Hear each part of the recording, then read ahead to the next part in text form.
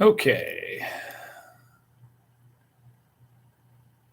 We are live. I'll answer any questions people have. I'll wait for some people to come into the room. This wasn't scheduled. I just happened to have a couple minutes, so wanted to see what was going on. Always love the beginning part where there's nobody here. But if you do come into the room and you want to say hello, please feel free to drop a comment, say hello, let me know what's happening. If you have any questions, I'm happy to answer.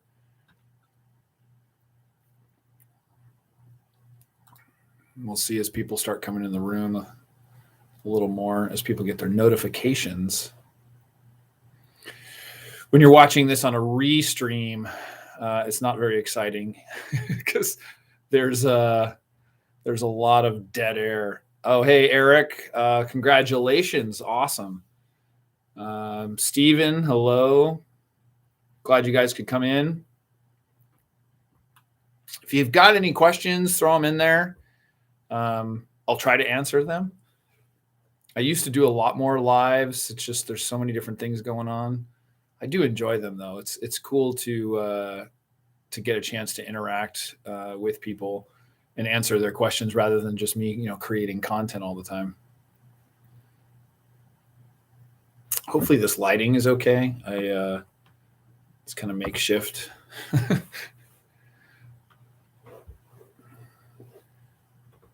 JW Guppy, expecting your first in April. Well, awesome. That is great.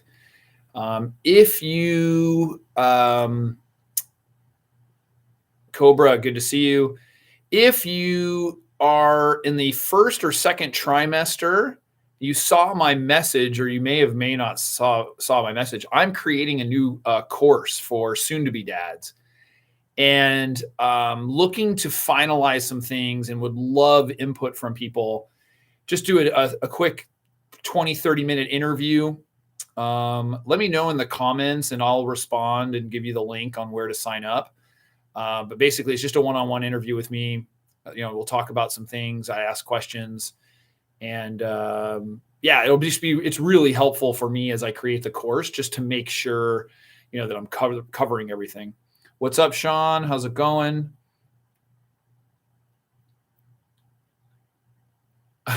Steven asks, how do you know if you have a hyperactive baby?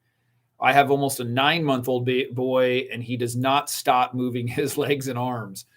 In general, most babies are active, and that I wouldn't be concerned.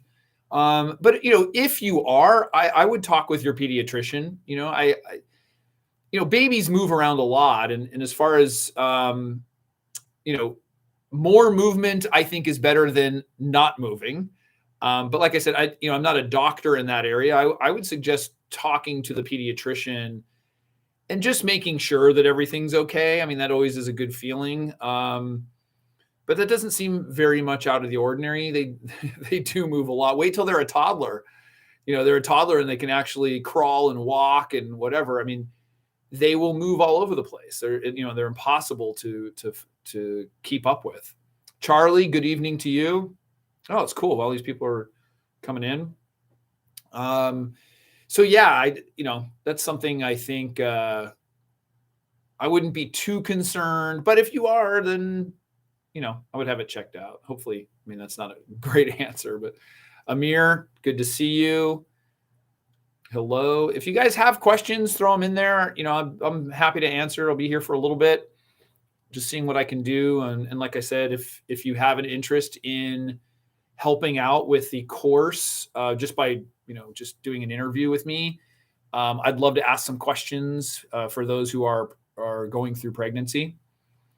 Let's see, Bruno, how to handle stress being a dad when you have to stop having time for basically anything else besides the baby, and when the baby simply won't stop crying on your lap. So 2 questions.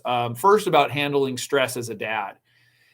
You do your best. I know it sounds a little cliche, but you can't be perfect at everything all the time. And I say this because, when you become a father, you're now then a husband or a boyfriend, you're a son to your parents, you're a friend, you're a worker or an entrepreneur or whatever, you have a job. You've got all these roles and it is stressful. And so part of it is not having the expectation that you have to be perfect and that you have to be, doing all these things perfectly at the same time.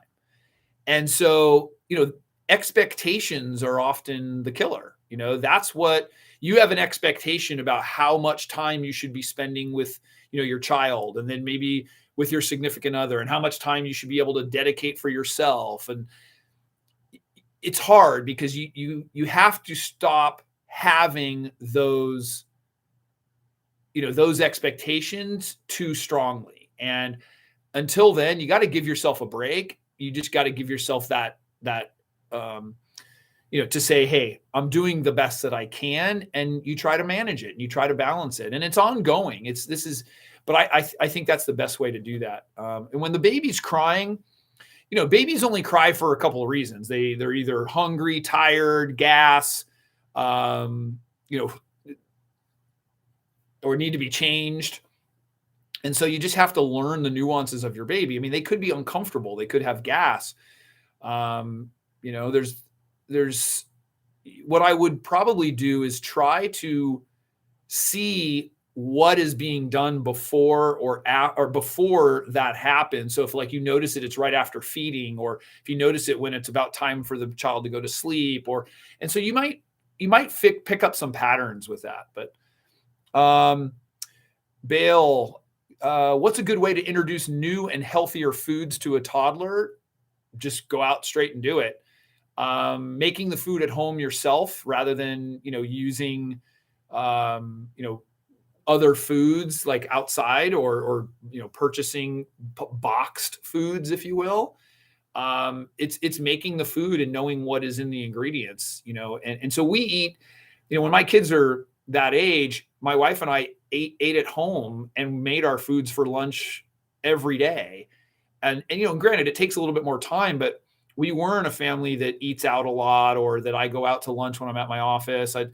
I bring my food. And so diet for me is really important. It's important for my energy. It's important for my health. And so, yeah, you got to just do it. JW, any advice on deciding on the baby's name? That's funny. Well, it depends. I would say, this is what we did is, so, I don't know if this would work for other people, but my wife had a non-negotiable name for our first child, because it was named after her father. And so it was her father's middle name. And so, she kind of said, listen, if we're going to have a child, this is what I have to do. And so I kind of, out of respect, I didn't argue that, but and part of it was, she said, but you can name our second child. And so that was the agreement. And so, but I gave her 3 choices with my top choice, and we both agreed on the top choice. So, there can be a little different ways of doing it, but I don't know, read those baby books, see what they mean. If you care what they mean, it's always nice to name it after someone that you admire, or, that you look up to, or was a big influence in your life. That's usually a good way. Hey, Sean, what's going on? Let me see if I can get the questions here. So Sean I have a question. My daughter is 16 months old and isn't walking or talking yet. She's very selective when it comes to hearing. Sometimes she responds and sometimes she doesn't. Is that normal? I think and this is the thing, with a caveat, is that I am not a doctor and I'm not a pediatrician. I would suggest you talk with your pediatrician about it. Whether it's normal or not doesn't always matter, because, if you're feeling some kind of discomfort, that means you don't feel that it's normal, and we all have different levels of our own comfort. So I would suggest in any of those situations, better safe than sorry is to talk to somebody who specifically deals with that. Have a good relationship with your pediatrician and say, hey, listen, I'm just having some concerns I want to talk about, whether you have to schedule an appointment or not. But I do think, there's definitely growth, growth milestones. and typically children are using words and, not always walking by that time, but usually scooting around at a minimum and, crawling around and pulling themselves up. But there's delays all the time with children. That happens a lot. And just because they are delayed doesn't mean that they're going to be developmentally challenged. Sometimes there's just delays and, they walk at different times and talk at different times. But what I'm saying is that because you are concerned, you're going to want to get somebody who is, I just don't have the credential to be able to interpret that as normal or not normal. I don't I don't like, this is the thing you'll notice with my stuff too. If I don't know something, I'll let you know I don't know. I don't like to pretend that I'm an expert at everything. I'm an expert at what I've done and what I've experienced and what I am good at. But there's plenty of things related to children and such that are really difficult. And, there's specialists and people who know a lot. The areas that I really focus in on are the challenges that men go through. I had my own challenges. And that's what my parenting program is about. That's a lot of what my videos are about. It's the things that I have experienced and how I, overcame those. Let's see. I'm trying to get the top chat here. What happened? Oh, here we go. Luis, sorry. So Luis had asked, I'm nervous about the actual birth process, like seeing my wife go through the pain and something going wrong. I just don't want to see my wife suffer. If there's a question about that of like, what can you do? Yeah, that is a concern. I mean, there, and I think it's okay to talk about that, and understand what the expectations are. And, millions of people have gone through it, some with issues, some without issues. But I think just voicing your opinion, or not your opinion, but voicing your concerns, and it is never, enjoyable to see someone you love suffering. So then, you do what you can to support her. And maybe that is going to classes so that you can feel, go to birthing classes so that you can, or study online so that you can feel comfortable with what the process is. I know for a lot of guys, the unknown is scary. And that happens because, we're just not familiar with it. So if you can become familiar with the process, that might help. That might help to know, okay, this is what happens at this point. She might feel a little uncomfortable here. And so then there's not as many surprises, because the birth, there's things that can happen and things that can pop up, or, and you don't want to feel surprised. So I think that maybe, I would suggest some sort of birthing classes would probably be helpful, and educating yourself on that process if that's a concern, and hopefully that helps. Let me see. Gosh, good questions coming in here. Anthony asked, do you believe men can go through a type of postpartum depression? Absolutely. Absolutely, men go through it. I did a video on it. We just show it differently. So men will show postpartum depression by anger, addictions, addictions to porn, alcohol, drugs, gambling. We will show our postpartum depression in different ways. It's not always, for some, it may just be being down, but absolutely. And I'm part of it. I am going to talk about this in my new course that I'm building is, we feel sometimes a loss of our previous life. There's like this pre-birth life and after-birth life. And it's not an easy thing. It's the transition of kind of losing your old self. And then all of a sudden now having this new world, new person to take care of, new responsibilities, new stress. So yes, I do think it, and the way to I provided some tips on how to get through that, and being honest with yourself, which it sounds like you are, of recognizing like, hey, I might have some issue. Um, it's having support people around you. It's going to, whether you can go to maybe a support group or even therapy, and see somebody that you can talk to about it and get through it. Our partners aren't always the best person to talk about it. You have to know your partner and that discussion and their ability to be non-judgmental or to feel safe. And it's great if you can, because that's, a positive thing if you can have that kind of conversation. But initially, and especially when you're right after birth, she might be going through her own stuff too. And so you kind of have to read the room, as they call it, where you kind of know if you have a partner that you can talk about that with, or if not, if you don't, eventually therapy for both of you might be helpful. But yeah, I would say that there's definitely some things that you can do. Wow, so much. Let's see. Chewy, good to see you. Uneven Ranger, that's an awesome name. How do you recommend dealing with the fear of not loving the child? I had a sociopath of a father and read that 1 in 8 parents feel no parental connection. So it's all I can think about. I think, well, there's a couple things. If you, when you spend a lot of time with the child, it's a totally different thing. And I would imagine a lot of the sociopaths don't spend very much time with their children. I can't necessarily comment on that, but the fear of not loving the child, what I can tell you is that in the beginning, it's hard to bond with the child. I can't tell you that your fears are unfounded. You feel that way. So it's valid. It's a valid fear. How to actually deal with it is to have the experience of being with the child, and knowing, the fact that you're a little worried about it leads me to believe that that's not going to be the case.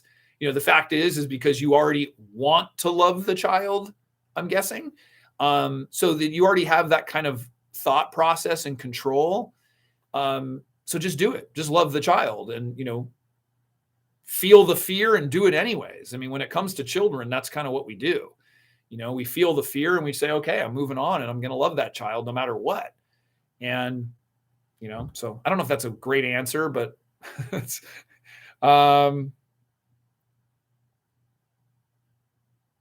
see. I'm trying to get, there's a lot here.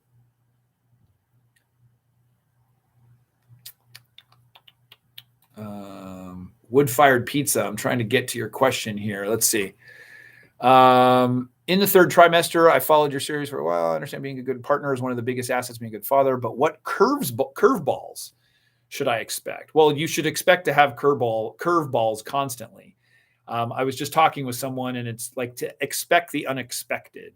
You don't know what you're up against. And so the best way to do that is just to be ready to not know. The curveballs, I think you had asked another question. Let me see if I can. What were the biggest surprises to you as a father? I think, surprises were that like I was able to handle it. Like, I didn't think I was going to be able to handle the sleep deprivation and some of the other things, although my wife handled most of that.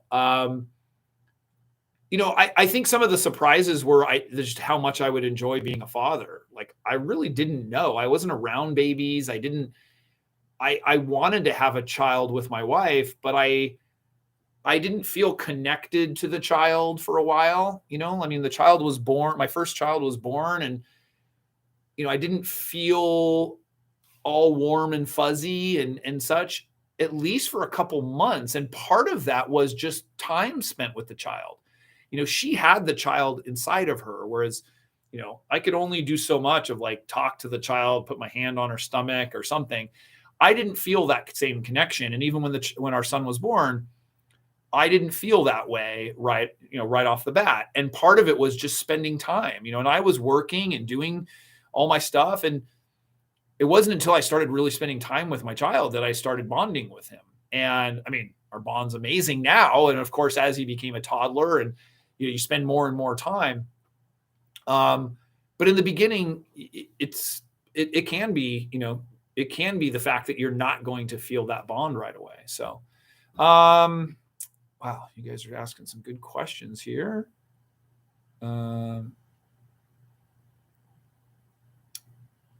Let's see. Wow. Stanley from Samoa, right on. Wants to know what it felt like to have a daughter. Incredible. Yeah, we were lucky that we had a son, and then we had a daughter, so we've got to experience both. I didn't have a preference in that sense, because I didn't know what to expect. They are both just wonderful in their own ways, and being a dad of a daughter is awesome, and being a dad of a son is awesome, and so it's just whatever cards you're dealt with, and you do that. How it felt to have a daughter, I did know, and I've talked about this in some of my videos, that I knew I didn't want to treat my daughter differently, very much differently than my son. And I say that also too is probably because I have a very strong wife.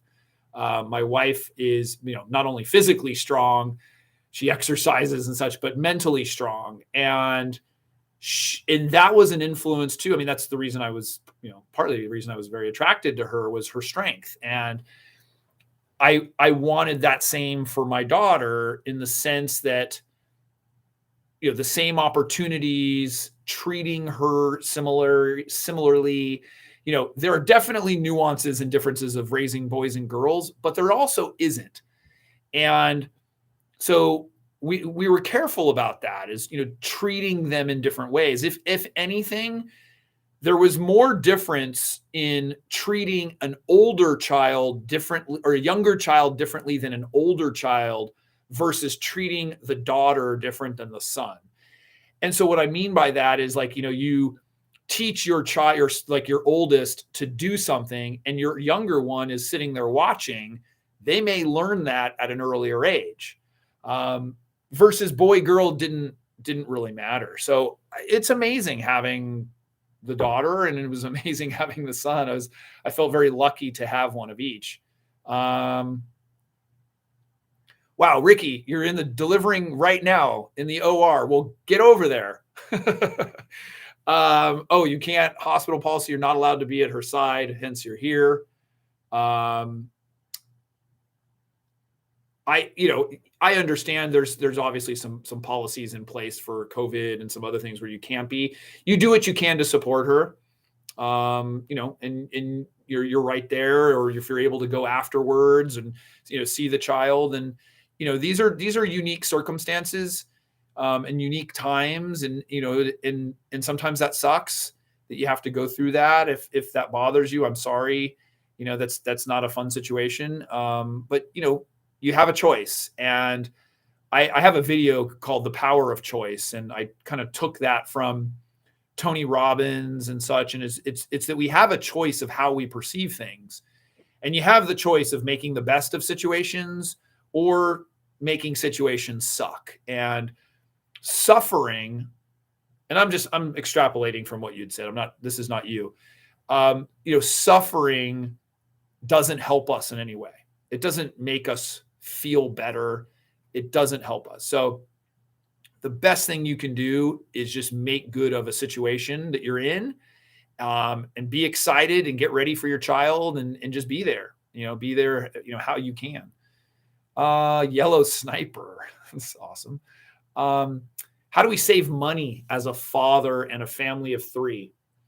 Did a video on saving money. I would say you eat at home. You don't spend money on things you don't need. You experience things versus buying things.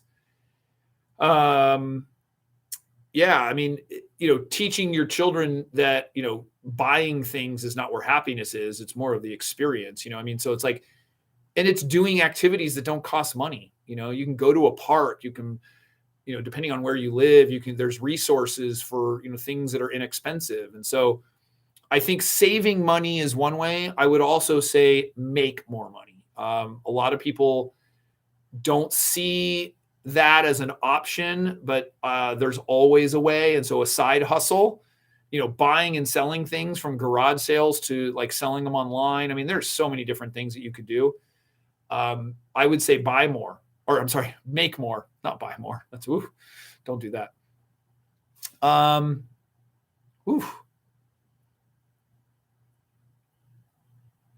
Let's see. Sorry, I know the silence is hard as I'm reading. I'll try to. So JW Guppy, my wife and I have discussed me being a stay-at-home dad. She's military, and we're aiming for her to retire in 20 years. Any advice for transitioning from the workforce to a stay-at-home dad and back later? What I would suggest is getting involved in dad groups, like stay-at-home dad groups, because they're going to be a great support network. I didn't stay at home, so it's hard for me to speak on that. And there's guys that I've made great relationships with who have more experience in that area.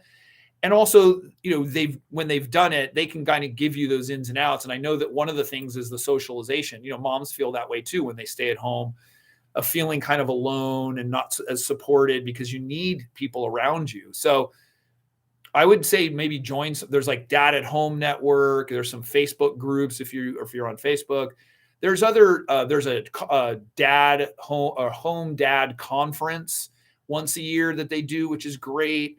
There's some great guys behind that stuff. I've worked with them, and those resources would be really good. I would suggest those.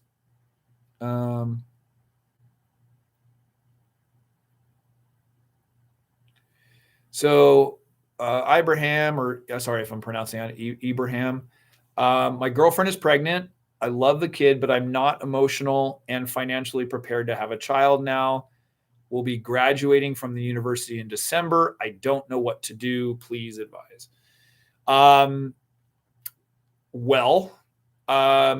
There's, you have to face reality, is that you do have this child. You are 50% of the genetics of that child. And so as a result, 50% responsibility is yours. Now, having said that, it doesn't mean that your life is over. It means that your life is beginning. And you have, if you were on here before, I was talking about the power of choice, and the dad mindset that is crucial is to look at things in a way, that are positive and that are going to push you forward. So if you are graduating, then you have to balance that of getting a job and taking care of the child. And so the advice that there's not necessarily specific advice that I can give other than you got to do it. There's no complaining. You just have to do it and spend the time and spend the effort and go for it. Please go back to the previous question I asked if possible. Shocks. I see it. Let me see if I can find it. Sorry. Okay. My name is Eric with a K as well. Just had a newborn son, and my 2-year-old daughter is very jealous and standoffish. Any surefire tricks to get her to accept him and relax? Yes. Get her a present from the baby and say, hey, your baby brother, your baby sister wanted you to have this. This is a present from him. My wife did that. It worked wonders. I would also be careful giving the older child like the responsibility of taking care, unless your older child is nurturing and wants to do that. Right now, it sounds like they're not. So you don't want them to throw tantrums to get attention. But what I would suggest is taking your 2-year-old by themselves and go do something. Get a, and maybe make it even like a once a week thing where you have like, Wednesday night game night, or you have Saturday morning bike ride, or you have something, cartoon, blah, blah, blah, whatever. Do something with your 2-year-old that is by themselves getting your attention. And, as they get a little bit older and they'll talk, you can have those conversations a little bit more. You can't really right now. But it is hard. Think about you're a 2-year-old. You're just trying to make sense of this world. And you have this new thing coming in, getting all the attention, and it's cute. And everyone's giving it all this attention. Of course, you're going to get upset. So the other thing I would say is be empathetic.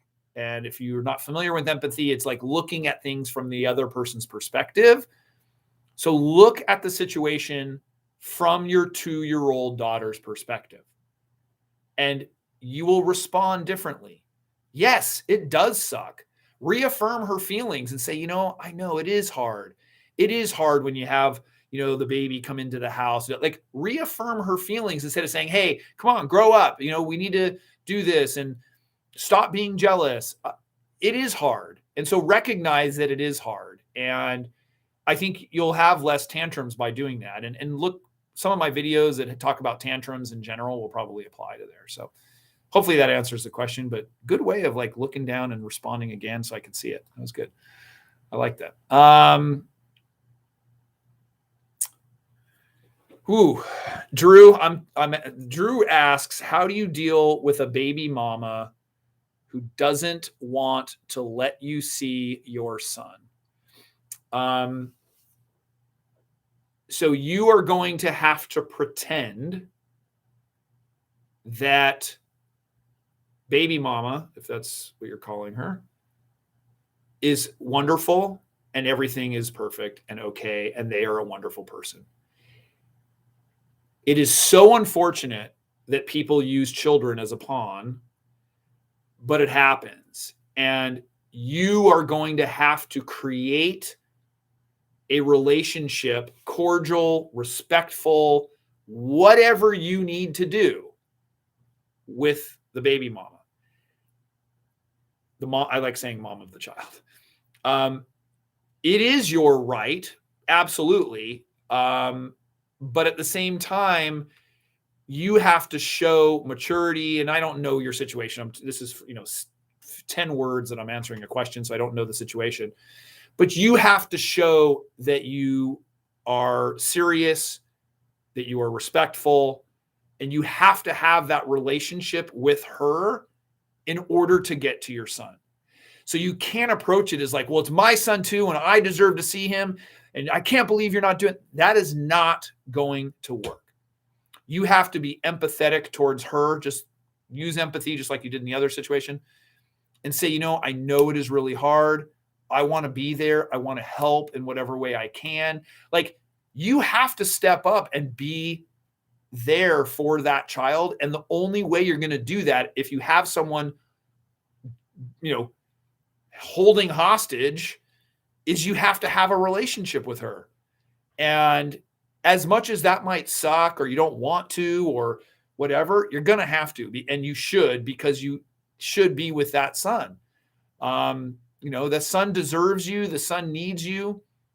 It's awesome that you want to see your son. And I think you're going to have to establish a relationship with, and fake it if you have to. Fake it. Be nice. Just, do what you got to do. And, your son will benefit from that. And so will she. There's no harm. Doesn't mean getting back together. It doesn't mean hooking up. It doesn't, I don't know what your situation is. It's being respectful. It's being cordial. It's being mature. It's being empathetic and understanding that this is not an easy situation, and talk about it and have those conversations and saying, listen, I understand we might not be working out. If she ultimately, I don't know the legal ramifications depending on where you are, but usually they're not very good for men. And, if that's the case and she just won't do it no matter what, and really how nice you are, then, you might want to seek legal counsel and you might have to go down that route.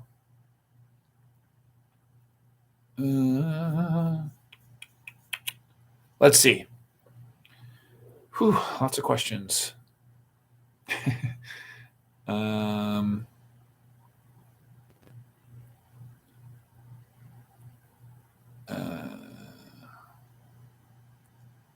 So Mike, we're expecting this month and a bit nervous about the best way to introduce our toddler to the newborn. Any advice on the best method? Use that method that I talked about, by like my wife went and got like this little scooter and said that to my son, said, "Hey, this is from your sister." He was 2 at the time, and he just loved it. I mean, he loved the scooter, and he was like, "Oh, my baby sister," So that worked for us, at least. Let's see.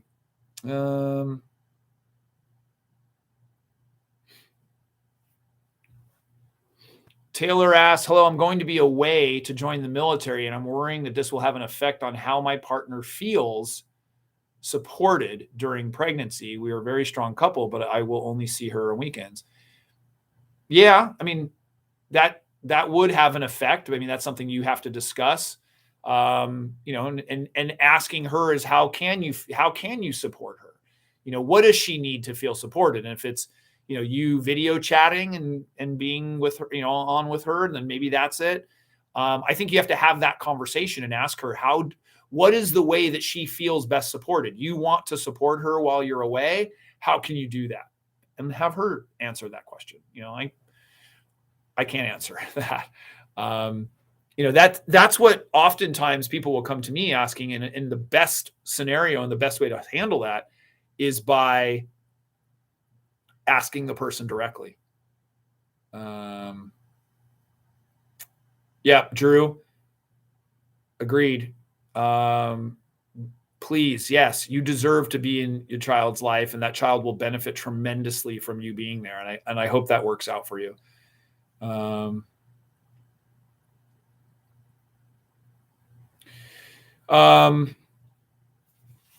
So Abraham said, "But I don't know how to tell my dad that I have my girlfriend pregnant. He's expecting a lot from me, and I don't know what the reaction will be when he finds out. I think I will disappoint him." So, Abraham, I'm not sure how old you are. I'm not sure where you are from. But here's what I will say, and I apologize if this is a little bit too direct. If your father is disappointed, then don't spend as much time with your father. There's a thing in a family called unconditional love, and it means no matter what you do, you are to be loved. And I don't want to get too far into it, but it sounds like you are very concerned about what your family thinks, and I know that is a lot for a lot of people. They feel that way.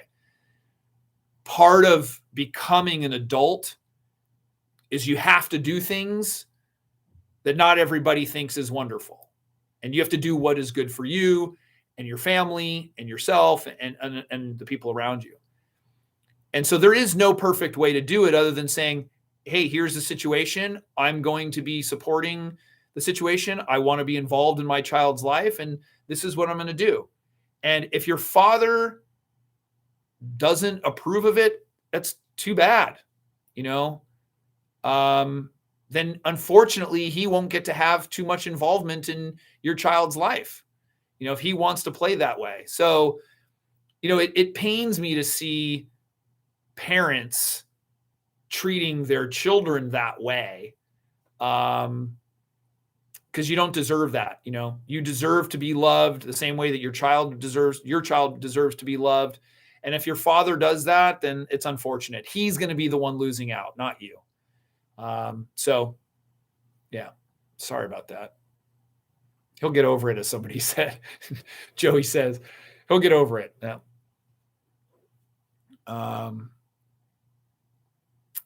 So Berliner, I think it's Berliner Wolf. Would you postpone thoughts about divorce so not to hurt a small child to a later age, getting along kind of, but not really loving anymore?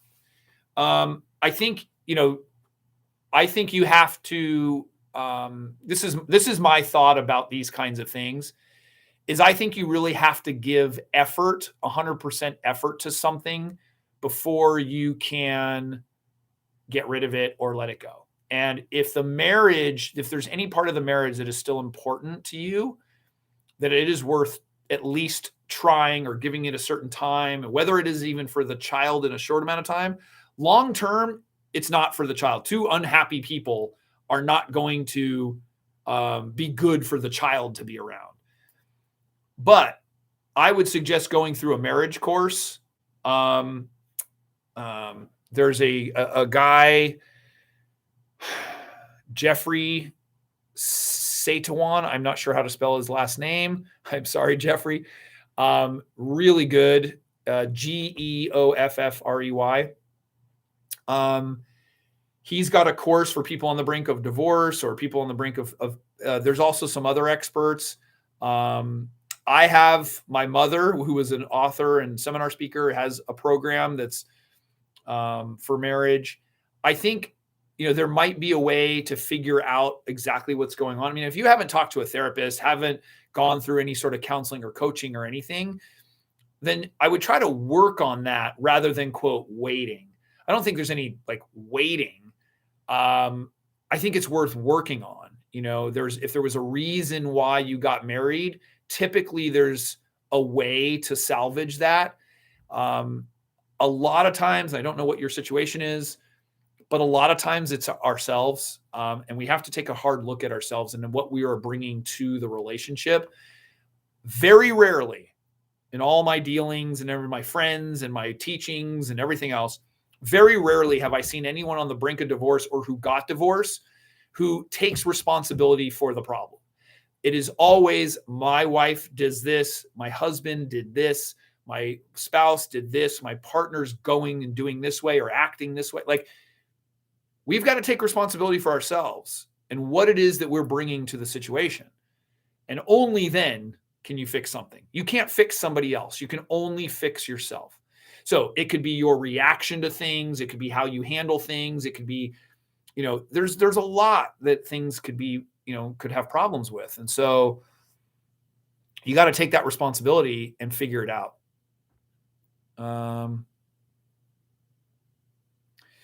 Jay, when you talk, I've always wondered, where do you get your principles from? Love the channel.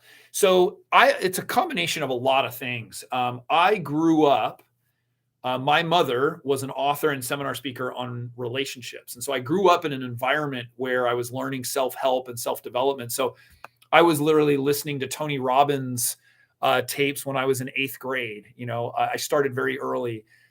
And then from a parenting standpoint, I took classes, and a lot of it was related to positive parenting, redirecting children's behavior, looking at these psychologists that teach these kind of positive disciplines, and started getting coaching, or started going through the classes, then got my, learned how to coach and how to teach these classes, but instead brought it to Dad University. And then the other is my experience, my experience of going through this and having things work and not work.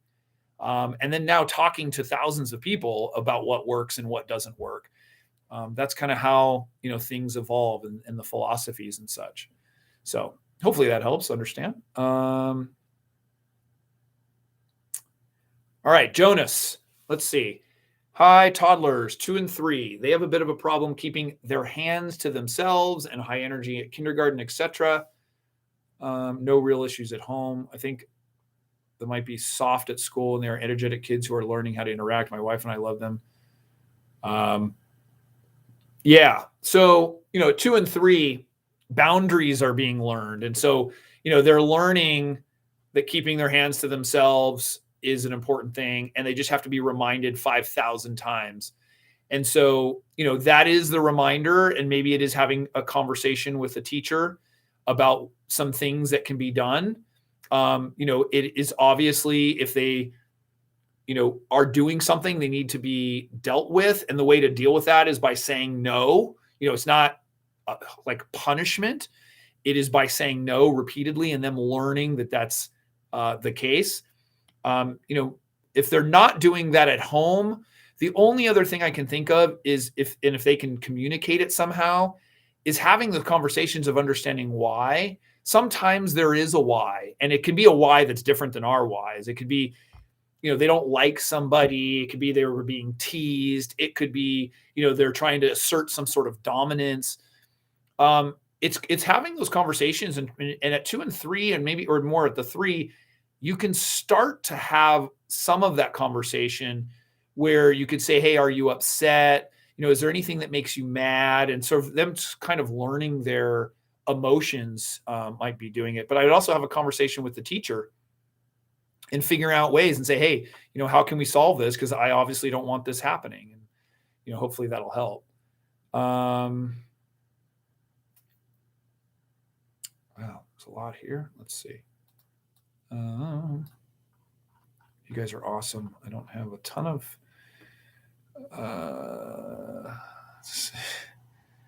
So I do want to remind everybody.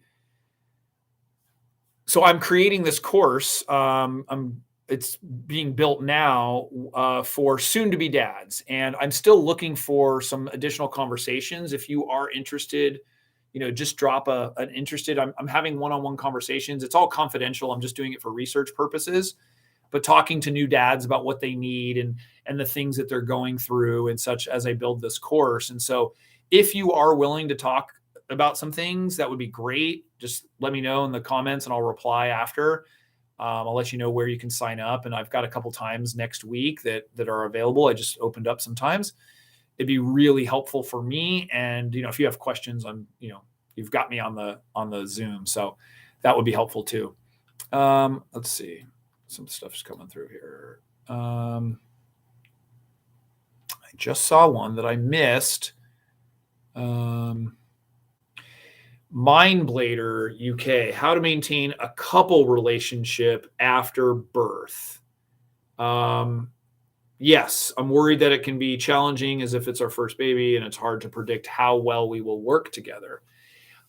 Yeah, and you have some expectations that are realistic, that it can be difficult. I think there's a couple things that you can do. One is dates of, whether if you can do once a week, that's awesome. Even if it's just in your house. But also, my battery's running low. So sorry about that. So I just have a couple minutes here.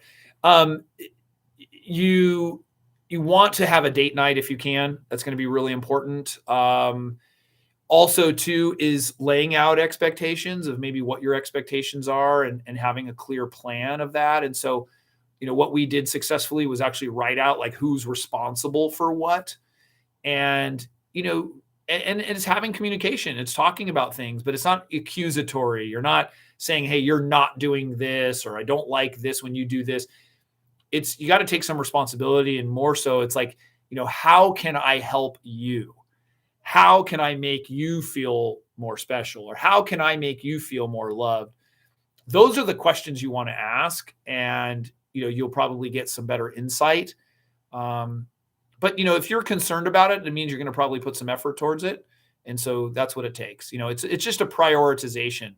You as a couple is a priority. And sometimes people forget that, and especially I will say moms will forget it more than dads. And because we also do it in different ways. The mom is often, not all the time, but often, more concerned with the child and the child rearing, whereas the father, while concerned, often is concerned about connecting with his wife or partner. And, that can be done through intimacy. It can be done through different ways, but oftentimes after childbirth, there's less intimacy. So there's less connection. And so that can happen. So, you got to work together and communicate and it'll work out. So yeah, Ryan had asked, Dad, 4 months ago, to a beautiful girl, any tips on routines of schedule to get her in a rhythm of sleeping at night? I have a video called Nighttime Schedule. Look at that one. That's good. It's a little more geared towards a little bit older child, but it's about having a routine and sticking with it. It's having the time, sticking with it the best you can. Don't get crazy if you can't. So yeah, you've gotta make a plan. So guys, with that, I gotta go. I do appreciate everybody. Again, if you are interested in that, let me know. I will promise I'll do another one of these lives. I enjoy this. I thank everybody for, enjoying the videos and supporting it. That's really cool. And subscribe. If you're not subscribed to the channel, make sure that you are. And we'll see you next time. And thank you again. Good night, everyone.